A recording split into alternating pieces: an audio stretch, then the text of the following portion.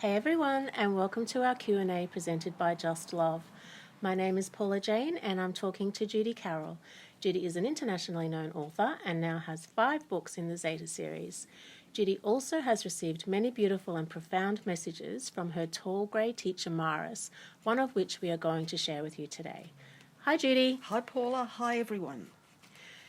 The message that we're going to share is entitled Teachings Within Nature.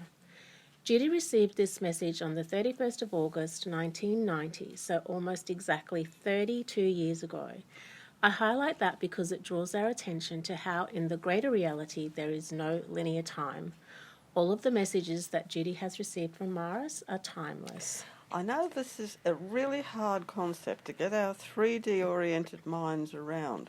I have to shift into my ET consciousness to be able to properly understand it, but then I have trouble expressing it in verbal language. Time is confined to the third dimension, so just does not apply when you're operating beyond 3D.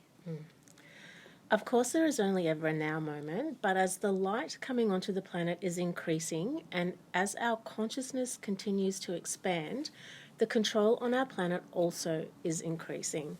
Maris's messages have always been profound and heartfelt, and now even more so. Yes, we are certainly being presented with many challenges and choices at this time. It's right in our faces as we try to make our way through this planetary shift that's been referred to as end times, but which is more accurately a new beginning or rebirth. But as Mara says in one of his other messages, birth is rarely easy. Labour pains are usually involved, and in a planetary consciousness shift, many things have to end in order to enable real change to take place. That's right. Okay, so let's begin with this message entitled Teachings Within Nature. Okay. God reaches you and Spirit teaches you through the language of nature if you will only take the time to listen and interpret the message. It is through nature that God manifests upon the physical plane. Those who live close to nature can see and understand the significance of these messages and signs, whereas many who live in cities surrounded by so-called civilization cannot. They may pride themselves on their material possessions and upon what they call progress, but they cannot perceive what is plainly there right before their eyes. They are both blinded and deafened by their unnatural way of life. Within the heart of nature lies the secret wisdom of the ancients, deep knowledge which helps you to unfold and develop and to understand more clearly the mysteries of life, death, and rebirth. This is knowledge which every one of you must acquire eventually. In the ways of nature, all is laid out before you, there for the taking when you are ready to receive it. For example, your slow and often frustrating progress through various lives lived upon the physical plane, gradually leading you ever upwards towards the freedom and joy of spiritual unfoldment, is well illustrated by the lowly caterpillar weaving itself a protective cocoon in which it can safely develop and prepare itself to eventually emerge into the beauty and splendor of a butterfly. The caterpillar, wrapped tightly in the protection of its cocoon, may be likened to a human being living upon the physical plane, wrapped up in the cocoon of their karmic web. Although it is both confining and constraining, that web of karma is most necessary for the soul's growth and development. Just like a butterfly, the human spirit would not have the opportunity to grow and mature if it did not suffer the constraint of karmic bonds to bind it and hold it down upon the physical plane. Without its cocoon of karma in which to grow, it would remain like a caterpillar, undeveloped and earthbound, trapped within the physical form and never reaching its full potential as a resplendent being of light, possessing the freedom and expansion of cosmic awareness. A chick hatching from its shell can also teach you much about your life and death in the physical world and subsequent birth into higher realms. During a life lived upon the earth plane, a soul is dependent upon and nourished by the physical shell, the body in which it dwells.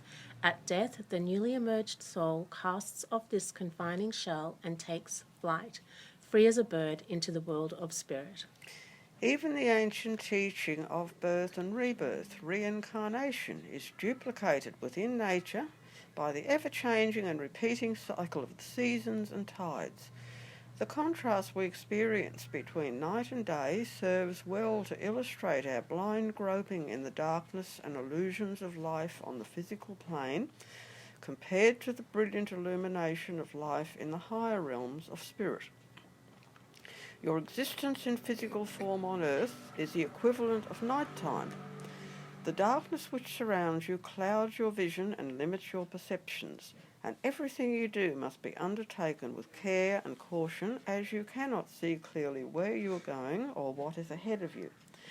You have only the weak light of the moon, a mere reflection of the sun, to guide you along the path.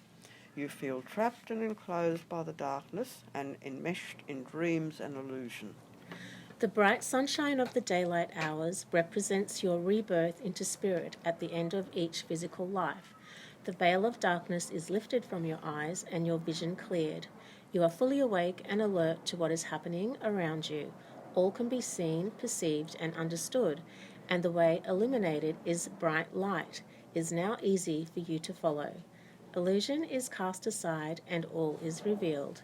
At the end of the day, the sun sinks once more below the horizon, and you again descend into the darkness of night until the rebirth of another day, bringing with it light and illumination afresh. The gradual unfolding and blossoming of a human spirit over the span of many lives is so very like the unfolding of a rosebud. At first it is closed tightly, protected and nurtured within itself, with only a hint of the colour and perfume which is to come. As the petals slowly open, so slowly that the process cannot easily be perceived, more and more of the colour and scent become discernible. Finally it reaches a stage of full bloom. The richness of its colour shines forth for all to see, and the strength and sweetness of its perfume brings pleasure to all who pass by. As above, so below. If you wish to have the ancient mysteries revealed to you, they are there right before your eyes, laid open within the heart of nature, if you can but see. They are illustrated clearly and precisely, readily discernible when you are able to perceive them. Just as a tree sheds its layer of bark, or the fruit ripens on the vine at the time of the year, you also must wait for your time. When the time is right, all will be shown to you. Wow, yes, I get so much out of reading and hearing these messages again. This was how I was trained by the ETs to channel. The Greys I work with are not verbal, they're telepathic communicators. This is why they taught me to write rather than speak their messages and teachings. Yes, and I love how Maris ended that message by saying, just as a tree sheds its layer of bark or the fruit ripens on the vine at its time of year, you also must wait for your time. When the time is right, all will be shown to you. That very important message at the end reflects just how, when the student is ready, the teacher will appear. So enjoy where you are, enjoy all of the journey, and look to nature to see how it's done. Yes, that is so profound and correct. For example, some down here demand to know, when will the ETs come down here and reveal themselves? They must be negative because they're so covert and sneaky. But we are here, working through human forms that humanity can see and talk and relate to. We are here for those who have eyes to see and ears to hear. One of the ones who survived the Roswell crash tried to communicate in their ET form, but it just didn't work. That's why we're here now in Earth human form, to make communication easier for everyone. Maris gave this message we've just read out back in 1990, along with many other such messages. So Judy's books are available from Amazon, or you can go through Judy's website.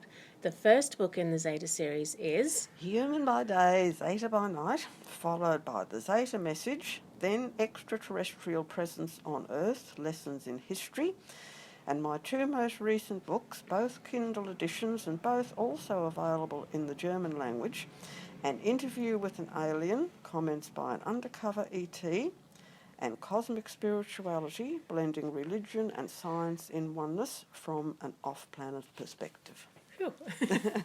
Thanks, Jude, and thanks everyone for listening. And if you like this video, please share and subscribe to this channel. Sending you all so much love. Bye for now.